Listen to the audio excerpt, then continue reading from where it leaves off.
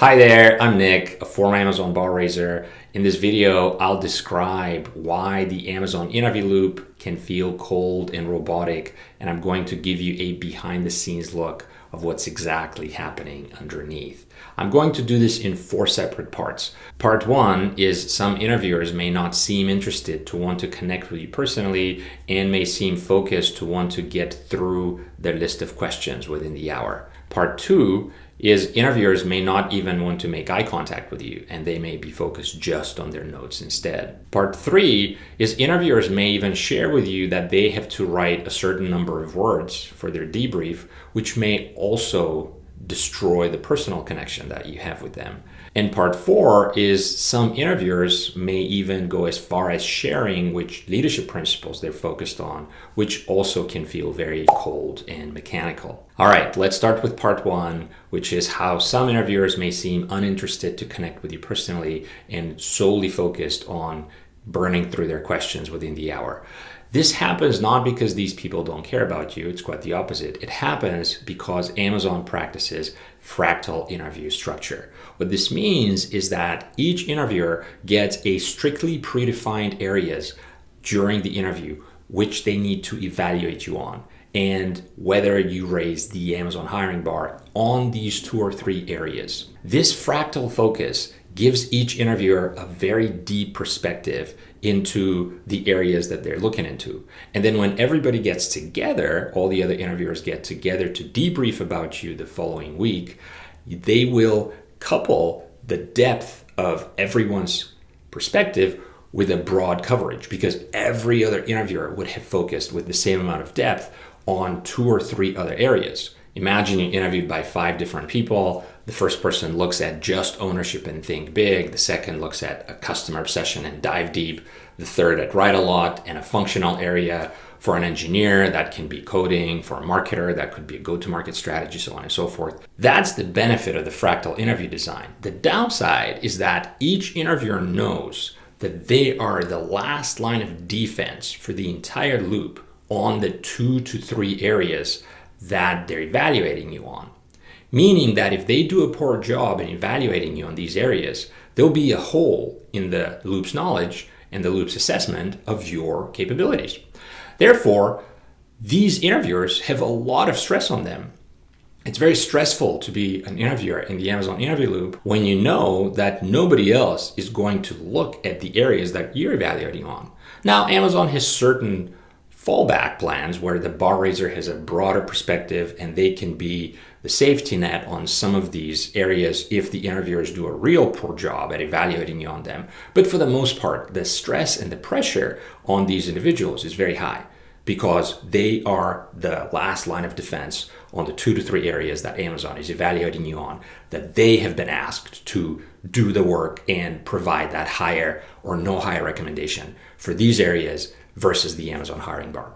Part 2 is how some interviewers even refuse to make eye contact with you and instead are maniacally focused on taking notes.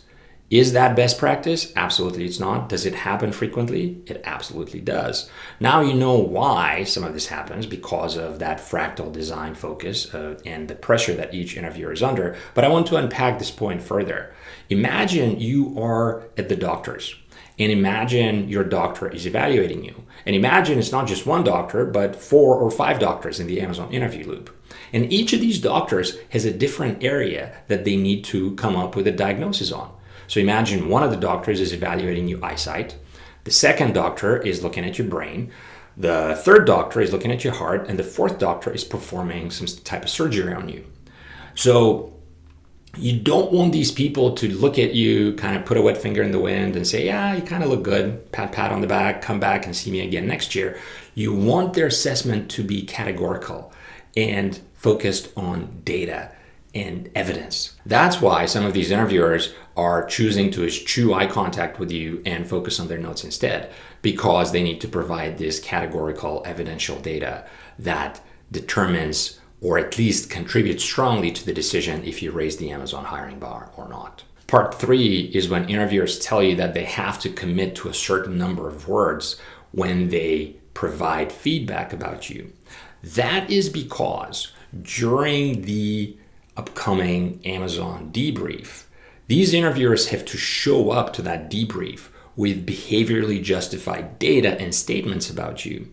They cannot use generalities and warm fuzzies such as, I think that Nick raises the bar on dive deep because he told me he does, or because I think he does.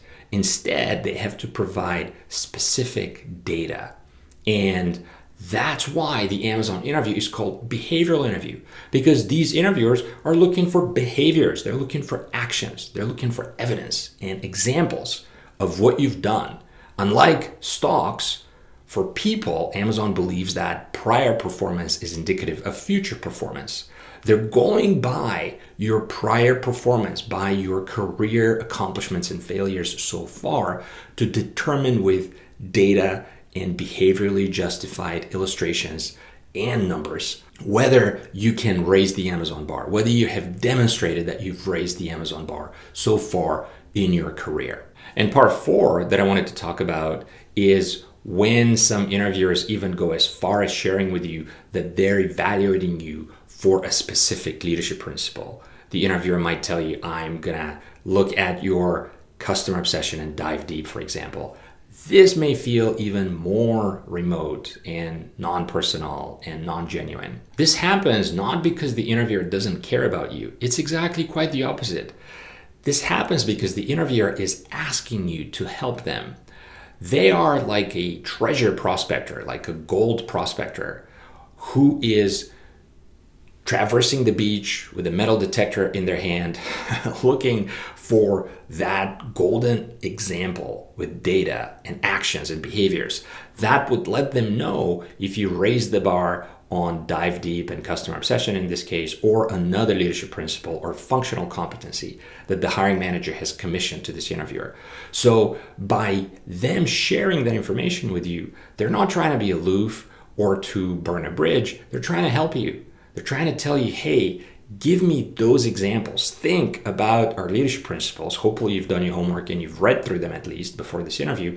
Think about them and give me examples that illustrate those values and those actions that Amazonians take and engage in on a day-to-day basis. This way, if you know what the interviewers are looking for, you can give them specific, actionable examples and stop wasting time giving them unrelated information, which also helps with the fractal design and gives them better opportunity to complete their evaluation on you on time, and then maybe even show some personal engagement and interest. All right, these are the 4 parts that I wanted to cover about why the Amazon interview loop may feel cold and distant and robotic.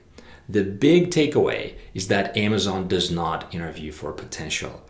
They interview for data, for evidence, and they're looking for your behaviors, whether you have raised the Amazon hiring bar in your career so far with specific behavioral examples or not. So think of this whole process as the Amazon interviewers almost looking for scientific proof that you have so far exceeded their bar or not. Now, is this process perfect? No, it's not. And can it feel distant and impersonal, especially if you're coming from a warm culture that values personal connection? It absolutely can feel that way. But you don't come to Amazon for warm fuzzies. You don't come to Amazon looking for poetry. You come to Amazon for repeatable excellence. You come to Amazon for the knowledge that your package is going to arrive reliably on your front door within a few hours after you've placed the order. Is this perfect? No. But is this consistent? Yes. And that's the trade-off. So what I'll share with you is that if you get rejected by Amazon, that's totally fine. There's many other wonderful companies to work for outside of Amazon. And I would urge you to not look at that rejection as a loss. Look at it as clarity.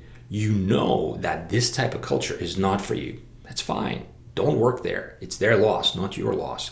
Find a place that would value that creativity in you and that passion and that drive, especially if you come from a more artistic background such as art or design or music. It means that you're wired for a different type of culture, and that is clarity again. It's not rejection. Okay, if this video has changed your perspective on how your interview went with Amazon, please let me know in the comments. And now that you know what to expect during the Amazon interview loop, you should watch this video here next, where I will walk you step by step through how to prepare for and ace your Amazon phone screen.